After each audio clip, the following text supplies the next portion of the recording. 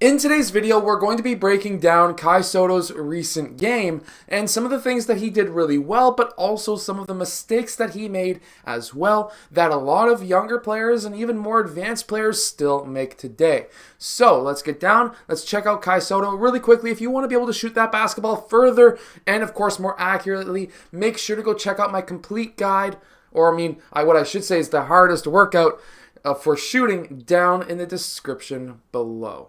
Okay, so right here we see Kai Sotto, and what he is doing is he is closing out to his or the player who he's defending in this case, and he's going to try to block that three-point shot, and then he gets called for the foul. This is a really bad foul, obviously, because you're fouling a jump shooter. You never want to foul somebody who's taking a jump shot. So instead of jumping into that player, what are some things that he could do to be able to not get that foul? So right away, we see that he swipes his arm down in front of the player. He doesn't make any contact, but if we watch the referee, he calls the foul before Kai Sotto even lands on that player's foot. He's already putting his arm up. The number one reason referees will call a foul, whether it be on a jump shot or somebody driving towards the rim, is when you swipe your arm down. Whether you make contact with the player or not, they're automatically going to call a foul because that's an aggressive act, and they automatically assume that you've hit the player. He's already bringing his arm up, and Kai Sotto hasn't even landed on the guy yet. So, number one is, if you're going to go and contest or block a shot, keep your arm up, do not swipe down. That's number one.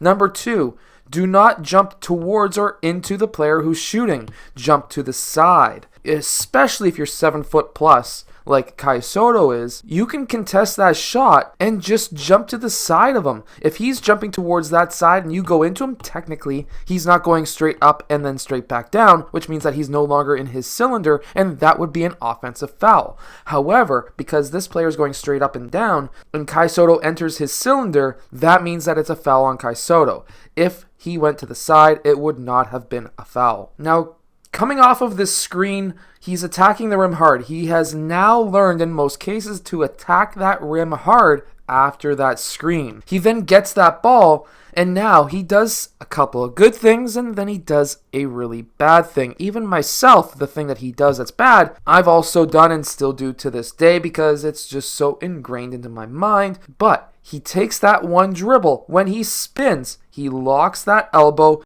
into that lower back and then also that arm of that player to seal that man behind him. What Kai Sotto should have done here is to gone up with the shot, or with this player going for that block, that seal should have been much better, but with that player going for that block, do not bring that ball back down to your waist. You're going to lose it every single time.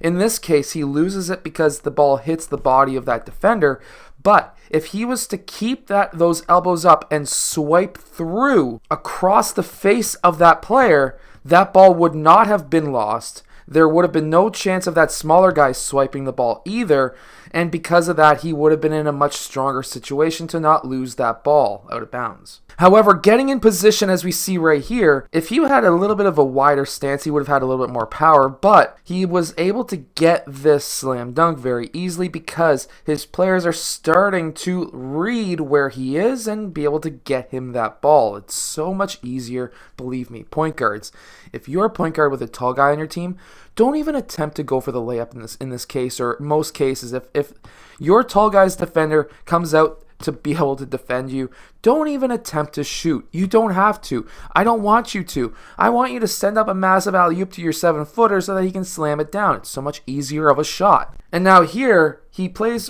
pretty good hedge defense to cut off that lane to the net, but look at how unbalanced he is. His shoulders are way over here, his feet are here, his shoulders are here. That's never going to work successfully. He should have just got down lower, planted his butt lower, and got his arm out. At that point, he would have been fine. He has his help man coming over. It's totally fine. But he got off balance, which then allowed that player to get that shot off. The player missed, but then when Kai Sotto turned around, he's not boxing out. He's just got an arm on the player's shoulder, which if that guy jumped, it's an automatic foul on Kai Sotto, and he did end up getting the ball. He finally went up with two hands and grabbed it, but there are so many issues here that it does kind of scare me in a way for Kai Sotto drawing too many fouls, because usually, number one, player coming off of the screen, if you don't hedge hard, don't get low, this guy's in the NBA going to be making that shot. But with you being off balance, if that pass went over here and he attacked, you would have been in no way, shape, or form being able to contest that. It would have been a foul. And then having that arm on his shoulder, again, if that guy jumped, it would have been a foul as well. So either way, too many situations here for him to draw a foul, and it does scare me a bit. Now here, this is something that every young kid, and I'm trying to teach my team not to do this, but right here, he kind of turns his back to the play, and he gets low, brings the ball on this side of his body. He is no longer a threat to this defender, and that defender is going to continue to smother him. If Kai Sotto was to then take a step through and keeping that ball high, he could have backed that defender up to at least give him some space to get a better pass through than this. But at least he was able to get out of that situation. Many young players, when they find themselves in this situation, they can't get out of it. They need to be aggressive. You need to step through your man. You are in charge of your land. They are not, which means that as soon as you face that defender, he needs to back up or he will draw a foul. Now here, he kind of taps a rebound to the other team, which, okay, whatever. He's just trying to not allow his man to get it. That's fine. But then that player follows his shot, and Kai Sotto fouls the guy. How he fouls them is right here. Smacks the guy in the face at first. And then he goes up and tries to block it. That's going to be a foul every single time. But why are we trying to block a shot on the way up? He's got two hands on it. What you need to do, for me, as a short guy, yes, hack away at the ball and when it's on the way up, because you're not going to block him up here. But if you're 7 feet tall, just get your arm up and contest it. Straight up and down, jump up, block it. Don't worry about him bringing the ball up. That's for us short guys to worry about. If you're 7 feet, get him up top. Get him up here, don't get him down here. If you're a short guy, you get him down here because you can't get him up here. And this is a really good recovery, however. Being able to time that block, absolutely fantastic. How Kai Sotto was able to do this is when he's at this point running alongside, this man has his own defender, and watch this, 1-2, Kai Sotto is going to be able to time that every single time, and he's going to get that block every single time. Because if you're a tall player, you need to be able to time the steps of your player who you're either playing help on or who you're chasing down. Kai Sotto is going to get that block 10 times out of 10. He is an amazing defensive player. There are just some situations when it comes to foul trouble that he has issues with. So here he makes a mistake and he dribbles. So right now they're playing man-to-man defense. Obviously this guy's going to be coming down and trying to hack away at the ball. And Kai Sotto turns. That's a fantastic fake. He has the ball. Fake pass here. Nobody is cutting. This guy is not, like, I'm going to blame this guy right here. This is all his fault because his man's not paying attention. He should have been cutting baseline. Kai Sotto would have been able to get him the ball for a reverse. This turnover is his fault. But Kai Sotto makes that. He should have went up for that shot, but he does a dribble. As soon as he dribbles, this guy is going to be digging.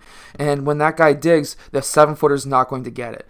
And as a 7-footer in the post, sure, make that fake pass. You have to shoot now because you have taken way too long in the low post. Players are going to dig on you. They're paying attention. You're 7 feet tall. And because of that, either if you're going to attack the basket, you need to do it now. At this point, you're looking over your shoulder. You have your body facing this way. You know where he is. At that point, you need to attack the rim. You know this guy's not cutting. He's on his heels. He's not doing anything. He needs to be. His guy's not paying attention. But by doing a fake pass and then a shot fake that is way too long in the low post, you're going to get digged, and that's what happened. I hope that this video has helped you. Make sure to go check out the hardest basketball shooting workout down in the description below. It's going to help you shoot the basketball better. However, when it comes to Kai Sotto, he is a fantastic basketball player. These are just some of his mistakes that he has made. I hope that you've enjoyed today's video. If you have, hit that like button, subscribe. I'll see you guys again next time.